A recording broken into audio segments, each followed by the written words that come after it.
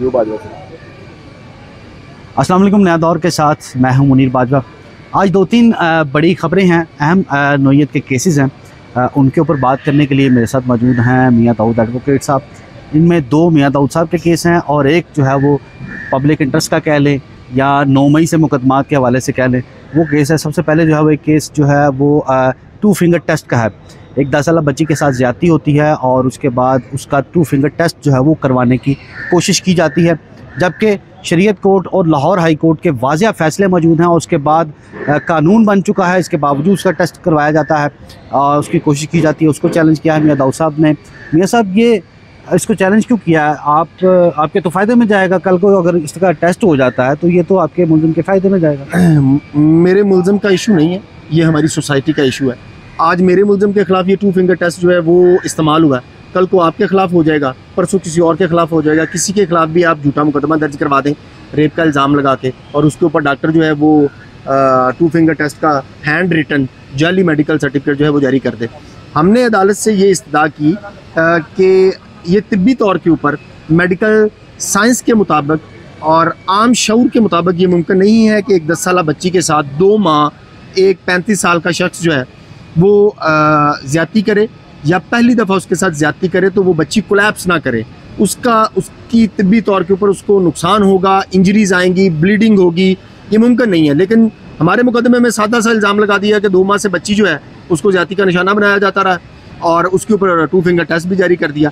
तो हमने अदालत से ये इस्तदा की, जिसके ऊपर mister chief justice Lahore high court Aalia Neelum साहबा, मिस्टर जस्टिस फ़ारूक हैदर साहब और मिस्टर जस्टिस अली बाजवा साहब पर मुश्तमिल 3 रुकनी लार्जर बेंच बैठा इन नुकात के ऊपर एनालाइज करने के लिए कि जब लाहौर हाई कोर्ट ने और शरीयत कोर्ट ने 2 फिंगर टेस्ट को गैर आइनी, गैर इस्लामी और नाकाबिल कबूल शहादत करार दे दिया हुआ है, तो फिर ये मेडिकल सर्टिफिकेट्स और हाथ से लिखे हुए बाकी मुकदमात के अंदर जो सर्टिफिकेट्स हैं, बोगस सर्टिफिकेट्स हैं, वो क्यों जारी किए जा रहे हैं और पंजाब हुकूमत जो है वो क्यों सो रही है। और फिर दूसरी बात ये कि जो तफ्तीशी अफसरान हैं वो एक गैर कानूनी, गैर आइनी और नाकाबिल कबूल शहादत के ऊपर अपनी तफ्तीश के दौरान फाइंडिंग क्यों दे रहे हैं, उसको क्यों अपनी मिसल का हिस्सा बना रहे हैं, क्यों उसके ऊपर अपनी फाइंडिंग दे रहे हैं। जब लाहौर हाई कोर्ट का ये फैसला आया था उसकी बुनियाद यही थी कि जो ख़वातीन की इज़्ज़त नफ्स है उसको मजरूर ना किया जाए, ये 2 फिंगर टेस्ट जो है वो ना करवाया जाए। हाई कोर्ट के इस फैसले के बावजूद जो इदारे हैं वो इस तरह का अमल करें तो उनकी क्या कॉन्सिक्वेंसेस हैं, उनके क्या नताइज साबित हो सकते हैं?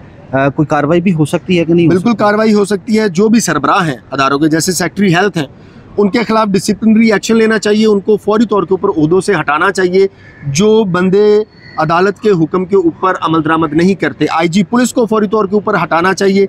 जो एडिशनल आईजी हैं इन्वेस्टिगेशन को जो डील करते हैं, उनके खिलाफ जो है वो डिसिप्लिनरी प्रोसीडिंग्स का ऑर्डर जारी करना चाहिए कि आपके तफ्तीशी अफसरान जो हैं वो गैर कानूनी, गैर आइनी काम क्यों कर रहे हैं। फिर देखिए बाजवा साहब, लाहौर हाई कोर्ट ने 2022 में मिस्टर जस्टिस अली बाजवा साहब ने बड़ी खूबसूरत जजमेंट दे दी यासर केस के अंदर कि एंटी रेप एक्ट जो है 2021 वाला, उसके ऊपर अमल दरामद किया जाएगा, जिसमें लिखा हुआ है कि रेप की तफ्तीश जो है, रेप केस की तफ्तीश सिर्फ JIT करेगी, तरबियत याफ्ता ऑफिसर्स पर मुश्तमिल JIT करेगी, लेकिन उसके ऊपर भी अमल दरामद नहीं करे। पुलिस कह रही है हमारे पास वसाइल नहीं है। मैंने पढ़ी थी उसमें महकमा हेल्थ ने ये तस्लीम किया था कि हमारे पास तो ट्रेंड मेडिकल लीगल ऑफिसर जो है वो मौजूद ही नहीं है। यही प्रिंसिपल सबके ऊपर अप्लाई करेगा।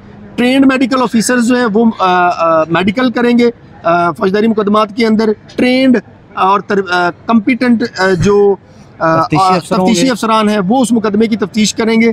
कॉम्पिटेंट और ट्रेंड रेप केसेस से रिलेटेड ट्रेंड जुडिशल ऑफिसर्स जो हैं वो उन मुकदमात की ट्रायल करेंगे। यहाँ पे तीनों स्टेजेस के ऊपर कोई भी बंदा अपनी जिम्मेदारी पूरी नहीं कर रहा है, जिसकी वजह से सफ़र कौन कर रहा है, या ख़वातीन सफ़र कर रही हैं या जो झूठे मुकदमात में हमने देखा है कि कई ऐसे केसेस जो हैं वो झूठे भी साबित हुए हैं। शायद इसी बुनियाद के ऊपर मैंने जुडिशल ऑफिसर्स की रिपोर्ट भी पढ़ी, उसके ऊपर ख़बर भी दी थी कि जो केसेस की एक्विटल रेशो बहुत ज़्यादा है और उसकी वजह यही है कि एंटी रेप एक्ट के ऊपर अमल दरामद जो है वो नहीं हो रहा है। बिल्कुल ऐसे ही है। अच्छा, दूसरा खबर जो है वो ये है कि justice Aalia Neelum, chief justice Lahore high court ने ये रिमार्क्स दिए हैं कि जब कॉल डाटा रिकॉर्ड का इख्तियार जो है वो सिर्फ एजेंसियों के पास था, तो उसके बाद ये रिकॉर्ड इख्तियार जो है वो जब दहशतगर्दी बढ़ने लगी तो ये ग्रेड 18 के अफसर को दिया गया, उसके बाद पुलिस अफसर को दिया गया और उसके बाद जो है वो फिर ये मामला चलता चलता चला गया और अब वो 100-200 रुपये में कॉल डाटा रिकॉर्ड जो है वो मिल जाता है। इस बात को रिलेट करते हुए उन्होंने ये कहा कि जो कंप्यूटराइज़ किया गया है पुलिस का निज़ाम तफ्तीश का, जिसमें ज़िम्नियाँ जहाँ वो भी कंप्यूटराइज़ की गई हैं, तो वो तो किसी भी वक्त तब्दील हो जाती हैं। ज़मानत केसों में भी उन्होंने ये अलमास दिया कि आज अगर हमने ज़िम्नी पढ़ी है तो कल वो तब्दील होकर हमारे सामने रिकॉर्ड पे आती है। तो ये किस तरह मामला चलेगा, ये कोई पुलिस का रिकॉर्ड तहरीरी तौर पर भी रखा जाता है या नहीं रखा जाता, इसके ऊपर भी उन्होंने जो है वो जवाब मांगा है अदालत ने, फुल बेंच ने। और एक बड़ा अहम रिमार्क्स दिए हैं कि अगर तहरीरी तौर पर, तहरीरी रजिस्टर पर अब कोई रिकॉर्ड जो है वो नहीं रखा जा रहा तो जो चलने वाले केसेस हैं अदालतों में, ट्रायल जो है वो भी ख़तरे में आ सकते हैं। तो मियाँ साहब आपसे सवाल है कि ट्रायल जो है वो चल रहे हैं अदालतों में, आपके मुल्ज़म का भी ट्रायल जो है वो चल रहा है और 9 मई के मुकदमात भी चल रहे हैं, तो क्या ये सारे जो हैं उसमें इफ़ेक्ट हो सकते हैं अगर रजिस्टर्ड के ऊपर ये तफ्तीश जो है वो रिकॉर्ड में नहीं है? तो बिल्कुल इफेक्ट हो सकते हैं, इसमें कोई दूसरी राय नहीं है। ये मामला ना मिस्टर जस्टिस अलीज़ा बाजवा साहब के सामने आया बुनियादी तौर के ऊपर ये पुलिस की मिली भगत और उसकी नेग्लिजेंस और उसके इख्तियारात के नाजायज़ इस्तेमाल से मुतल्लक था। इशू ये था कि ज़िम्नियाँ चेंज कर दी गई। पहले ये क्या होता था कि जब भी कोई मुकदमा दर्ज होता था तो पुलिस के पास निज़ाम था कि वो रजिस्टर के ऊपर रोज़ाना की बुनियाद के ऊपर लिखते थे और वो रिकॉर्ड, मुस्तनद रिकॉर्ड तस्वर किया जाता था। फिर ये किया कि बग़ैर किसी कानून के, बग़ैर किसी रूल्स के और बग़ैर किसी कानूनी जवाज़ के पुलिस वालों ने वो तहरीरी रजिस्टर, मैनुअल रजिस्टर जो है वो ख़त्म करके मामला सारा कंप्यूटराइज कर दिया। फिर अब क्या होने लगा, जिससे ये मामला पकड़ा गया मिस्टर जस्टिस अलीज़ा बाजवा साहब की कोर्ट में कि ज़िम्नियाँ ही चेंज कर दी गई, ठीक। और फिर फर्दर उस केसेस को प्रूव करने में पता चला कि वो कॉल डाटा रिकॉर्ड जो है वो अब उस 100 रुपये में तक रसाई जो है वो कांस्टेबल भी कर रहा है।